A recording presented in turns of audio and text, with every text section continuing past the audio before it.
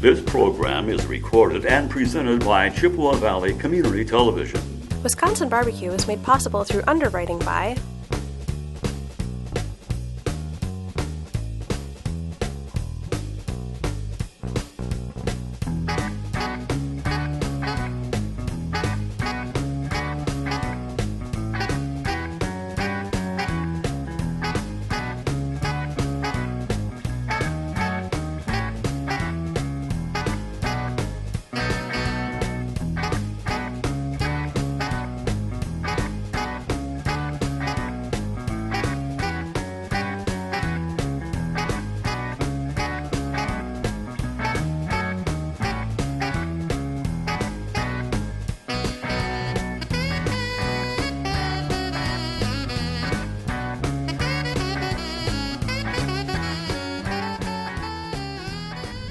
Here at Wisconsin Barbecue, we love to take advantage of the warm weather the whole month or two that we get here in this state. So we decide picnics and outdoor grilling in the middle of summer is where it's at. And I know a lot of you like to do hamburgers and hot dogs, which is the classic, but a lot of people like finger food in the summer, especially things like kebabs. Now, some of the things about kebabs that you've probably had is the cherry tomatoes or the green peppers falling off in the fire, or one piece of meat is well done while the other is pretty much raw in the center. Our goal is to show you to be consistent, you have to do things a certain way and make it fairly simple in the process. So if you look down below here, we've got some chicken and pork kebabs that we're going to be doing with Biggie and Bull later today down at the grill area. And I want to show you a couple of things you can do with these to actually make them a little bit better for your guests. So let's look at the chicken first of all. Chicken kebabs are fairly simple, except you don't ever want to mix vegetables with meat. If you want to do your veggie kebabs, make sure you do them separately because they grill at different temperatures, at different rates, and ultimately you're not going to have an issue with things falling off in the grill. The other thing about these kebabs is chicken is something that's hard to get on the kebab if you cut it wrong. There's two simple ways to do it. One, you want to cube it like we have here, or two, you want to make long strips like we have here. The sticks we're using are classic skewers, which you can find at your local grocery store for a couple of dollars for 20, 30, 50 of them, and they hold up very well on the grill as long as you soak them for 2 to 24 hours ahead of time. The reason you want to make sure you get them wet is ultimately they'll burn and your kebab itself will start to fall apart. You can also put a little piece of tin foil, which Biggie will show you at the grill area later on. The strip method, which we also have here, is a method where you snake the actual piece of chicken on in a longer strip. The key to both these two methods is just keep your size consistent. Make sure that both sizes for the cubes or the strips are the same. They'll cook evenly, they won't get burnt, and you'll be able to control the whole entire kebab. To go with the chicken, we also have a pork kebab. Now with the pork itself, you guys, one of the things that happens is people get all nervous that pork has to be cooked and cooked and cooked because of possible trichinella or some of the other diseases that can be transferred in meats. That is no longer a problem with most porks, if not all porks, unless you get some from a un-USDA regulated area. This pork that you can get at any grocery store, any market, is all good to go, and all you have to do again is cube it and make sure you keep it in exact same size pieces. A nice cut of meat for this is just a boneless chop or a boneless pork steak, depending on how much fat content you want to use, and then 1 to 1.5, maybe 2-inch cubes at the biggest will work great for that. All right?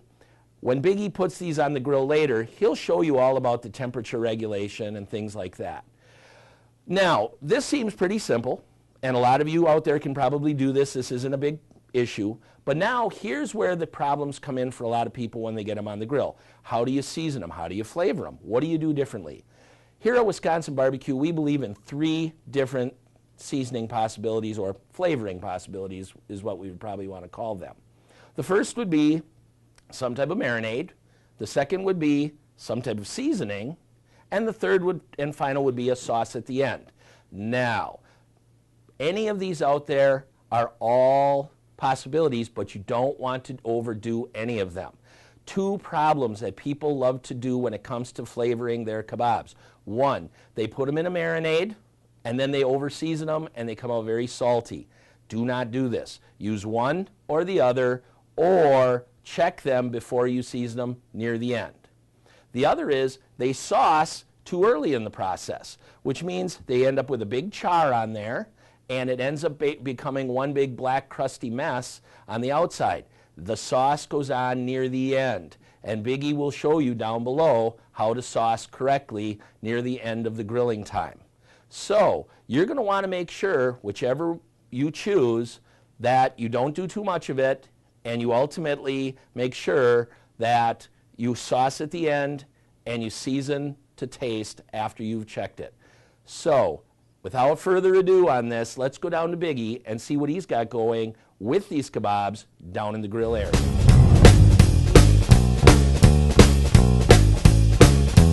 Thanks, Jim. Biggie here, and Bull came to join us today. How you doing today, Bull? Pretty good yourself? Good. Good. Great to be here. All right. So we're going to be doing some kebabs today. We're going to start with the pork. We got some nice all-natural boneless pork chops. We'll open these bad boys up. Look at these guys. Oh, these are going to make some good kebabs today. Some nice cuts there. Very nice, very nice. So we'll get these all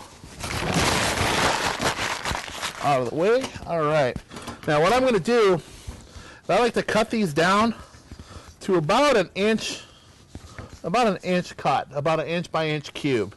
You know, reason why I want to go about that size is they're easier to work with. They'll be a lot easier to cook up. They'll cook up evenly, and if you want to use them for another recipe, say if you want to take the leftovers and put them in a salad, or mix it into, mix it into, different types of dishes, that makes it real easy to work with that way. So go ahead and cut them up using the pork loin, the lean pork chops here. As you can see, it's got a little bit of fat on there, but that'll add flavor. That'll cook down while you have it on the grill. So these will work real good. I'm going to put them on the plate over here, and I'm going to have Mark. Now, Mark, those skewers, did you do anything special to those skewers today? Yep, I let those soak in some water. That way the wood doesn't catch on fire or anything like that. Good idea. I suppose it also helps a little bit with the splinters too, huh? Absolutely. All right. So while he's skewering those up, I'm going to keep filling his plate for him. Slow down, Bo. You're getting too fast there, buddy. One thing you're noticing as I'm putting these the pork on the skewer here, I'm leaving some gaps in between here. That way, when you go to throw some of your sauce or rubs on there, you're able to get around the whole part of that piece of pork. But if you put them too close together, then it's hard to get some of that marinade down in there. And today, what are we going to use today, Mark? You were saying about sauces and marinades and stuff. What are we going to use today on our pork kebabs? Well, the pork kebabs, we're going to use our Croy Valley hot and spicy marinade sauce. Good choice, good choice. That's a very good sauce. We use it quite a bit in our competitions, as well as a lot of our other catering jobs and stuff. We like to use that Croy Valley stuff. So local product. Keep skewering them down here. Now you can do this the night before and put it in a marinade, and that way you have the seasoning already into the meat. You can also, like we're doing today, brush it on right as you're grilling them. That works just as well. You can also put a dry rub on them. It's all personal preference. I like to do it this way. That way it gets cooked into the meat while it's on the grill. The Croy Valley stuff gives it a great flavor, so you'll be able to grill that up, and it'll give you a great finish too. Also, you can use it as a dipping sauce too. So the stuff that you don't use in your bottle when you're grilling them up, you can use as a dipping sauce afterwards to serve to your guests. So we got most of these cut up here now. And I'm going to let Mark keep doing that, putting those on. And I am going to wipe down quick. We're going to do chicken next, but the big thing I want to stress is that we don't have any cross-contamination. We want to make sure that we had a raw pork product. We're going to wipe it down quick, and we're going to go to chicken in just a minute. So I'm going to start wiping that down. You finish those boys up. All right, we're back now. I've got everything wiped down, cleaned up. We're switching over to chicken now. So we're going to get our packages open here.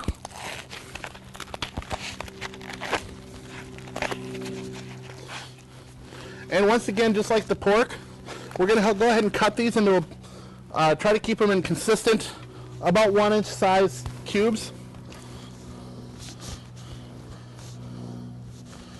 Now, some people say, "Oh, you're doing kebabs. Why aren't you doing them with veggies and stuff?" Our preference is that we don't like to mix everything up on that. A lot more consistent cook times and stuff. So we like to just kind of keep them separated. And same thing as the pork. You know, as I put them on, I'm leaving some separation on here, so when we put the marinade sauce on it, it will be able to coat the whole part of the meat. And for the chicken, we're actually going to use the Croy Valley garlic and herb. Ooh. It goes great with chicken. Oh, I love that sauce. Oh, it's excellent.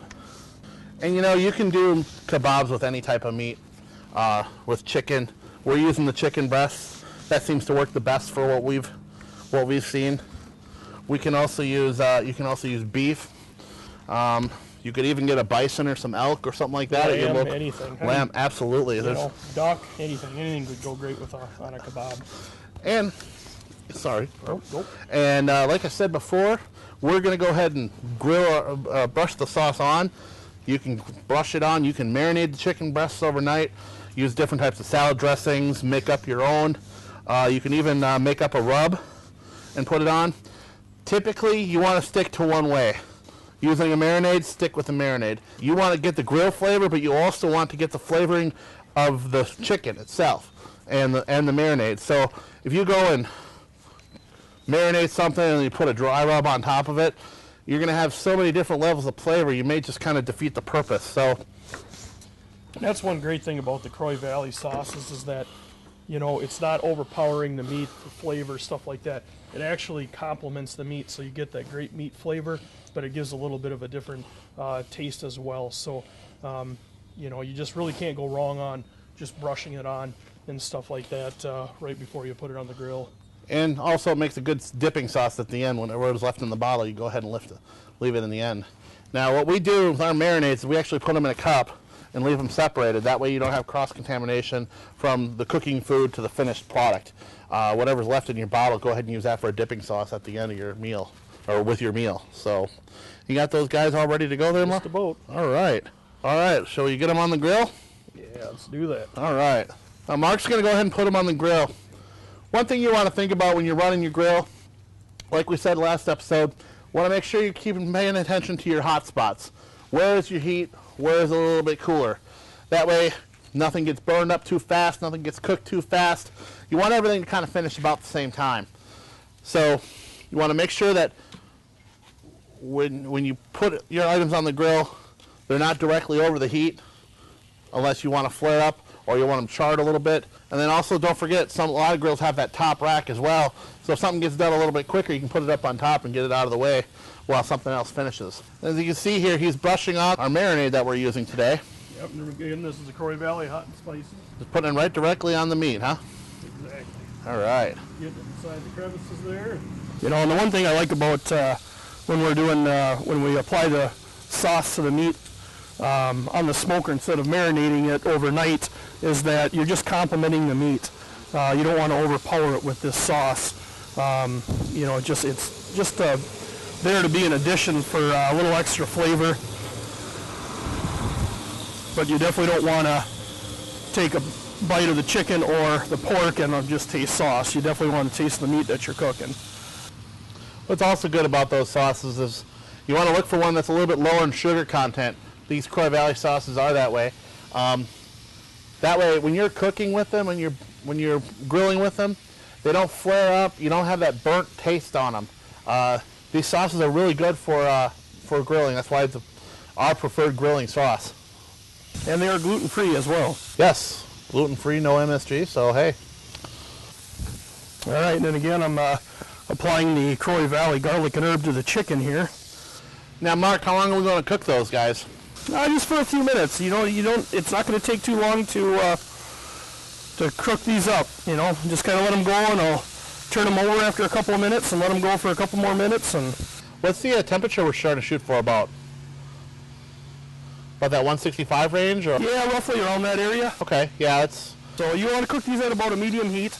You don't want to go too slow, but you don't want to cook them too fast either.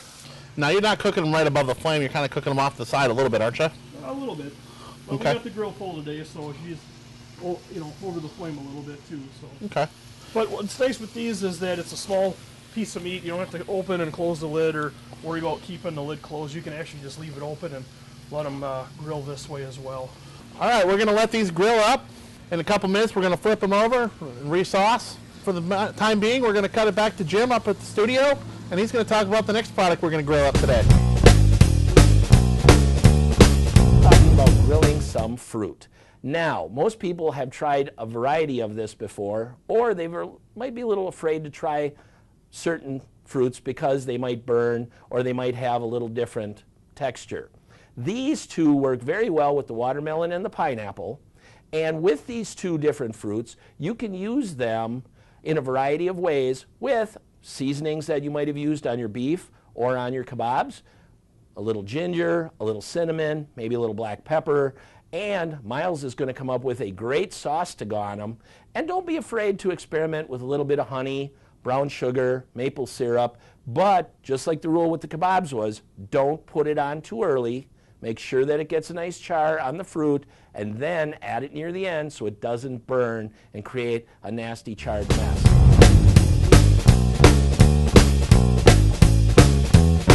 All right, thanks, Jim. All right, we're back in the patio, and those kebabs look pretty good there, Bo. Yes, they do. Why don't you go ahead and put them up on the top rack, and we'll switch over to the fruit. Okay. All right, now these the sticks can get very hot, so make sure you wear a pair of gloves when you go to pull these. They've already been rotated. You're looking at about 3 to 4 minutes on each side, and when you do rotate these, just make sure you put another light brushing of the Croy Valley sauce on them as well. All right, so we're just going to stick these up here and let them stay warm while we cut back over to Miles while he does up the fruit. Here we go. So today we're going to do some pineapple, we're going to do some watermelon, we're going to do some peach. So I went ahead and while I was waiting for Mark to do the kebabs there, I went ahead and cut them up. You can slice them up. As you can see, some of them have the rind still on it. Makes for a nice pretty plate if you want to go that route. Or if you want to chunk it up like this, really good for if you want to make a salad later with it. Or if you just want to pull the meat right off the kebabs and eat it just like that. Same with the peaches here and the watermelon. I've got halves and I've got quarters. So you can slice them up whatever size you want. The great thing about grilling fruit is when you put them on the grill, the heat of the grill actually caramelizes the sugars inside of the fruit and gives it just a great unique taste, something you don't get just from biting into it. So also it's really good if you want to add it to a salad. One of my favorite salads is some watermelon grilled up, put it with some lettuce, some iceberg lettuce and some brie and a little balsamic vinegar. Awesome, awesome salad. So I've got them all ready to go here, Mark. We've got a glaze we're going to use today with our fruit. Simple glaze. There's a lot of them. You can get them on the store shelf or you can go on the internet and find a lot of them. Ours is basically some brown sugar, some water, cinnamon, and a couple other little spices. So I'm going to hand this over to Mark, and you want to go ahead and put the glaze on. Yep. Now with fruit, it don't take long at all to cook fruit. You only want about 2 to 3 minutes per side and just enough to get the char marks on it. You're not looking to cook it through. You're not looking to burn it, anything like that. You just want to put a little bit of char into them and just a little bit of heat. As you can see, he's glazing them up and putting them on. You want to put that glaze on evenly, so if it does flare up or burn up at all, if you put too much on, it'll flare up or burn up on you. And the big thing with the fruit too, it's just like the meat. All you're doing with this glaze is just putting a light coating on it just to complement the fruit. You definitely don't want to overpower the fruit with the glaze. As he cooks it, it cooks the glaze right onto the fruit. Like I said, you give it a couple minutes on each side, get that nice little char taste on them, char mark on it. Now we got our grill at about a medium to low heat. You don't want to have it too hot. You'll burn it up real quick. You don't want to have it too low, obviously, because it defeats the purpose of using a grill. So we have it about medium to low heat, just enough to give it a little, to let the racks be hot and get that char mark, yet not too cold and not too hot. There's all sorts of other fruits and vegetables that you can try to grill up too. These are the favorite ones that we like to do. Ones we've had the most success in. I personally, they go the best with the pork and the chicken that we've done a little bit ago. So, but you can do fruits. You can do all sorts of other fruits. There's raspberries. I've seen people cook raspberries up. Apple. There are different fruits that you can actually grill up. These are just the ones that we prefer to grill up. Now, if you notice, as he's flipping them over, you got the good char marks on it. If you notice while we're flipping them over, they got great little char marks on them. That's a combination of the heat from the grill and the sauce that we've used on them. It kind of mixes it up a little bit, gives a different flavor. With the fruit here, just remember you only want to do it for about 2 to 3 minutes on each side. You know, like I said, it's not going to take as long as it would for the meat. We got the fruit going well. Kebabs are just about done. We're going to cut it back to our barbecue bartender with our chosen drink for today.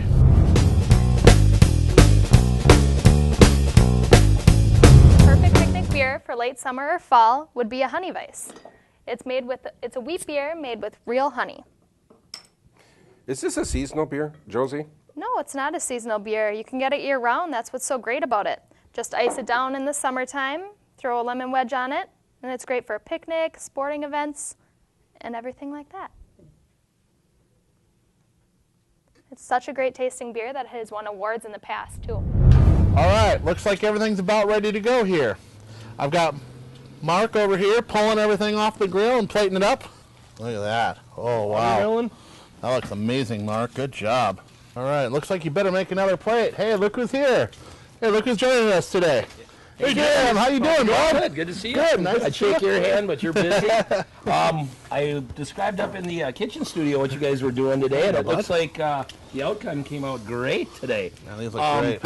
Why don't you recap for the people out there exactly what we had going today and what you guys did? No problem. What we did a pork kebab.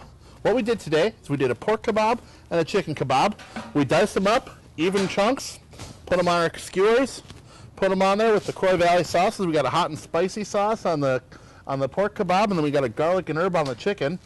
Both are great grilling sauces. Thank you, Mark. Then while they were cooking, we went ahead and sliced up some fruit. And then put some fruit on the grill with a little glaze. We did some pineapple, we did some watermelon, we did some peaches, just like you talked about. Nice, nice. And I think, you know, a lot of people heard enough variations today, too. So if you want to try a few different things, like they mentioned earlier, with the fruits, vegetables, different types of kebabs, that would be great. But the key is almost always the temperature and the time.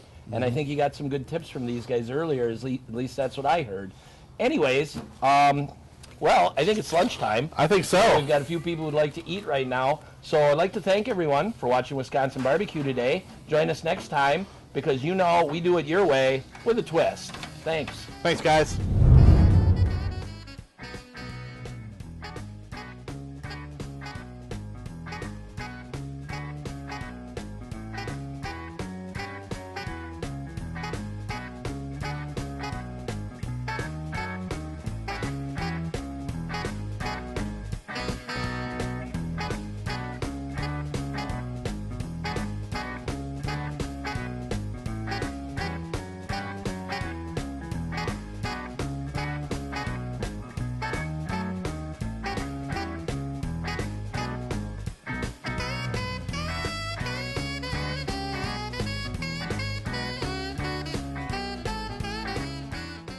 Wisconsin Barbecue is made possible through underwriting by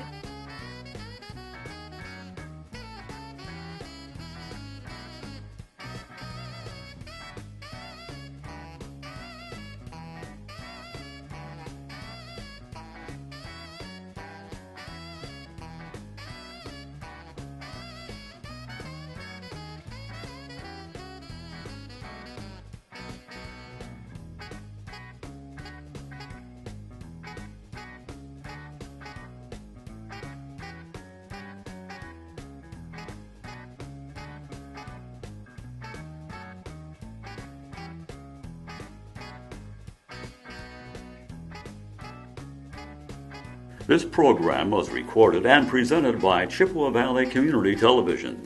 Chippewa Valley Community Television is made possible by continuing community support. If you would like to volunteer or make a donation, you can contact us by calling 715-839-5067 or on the web at www.cvctv.org.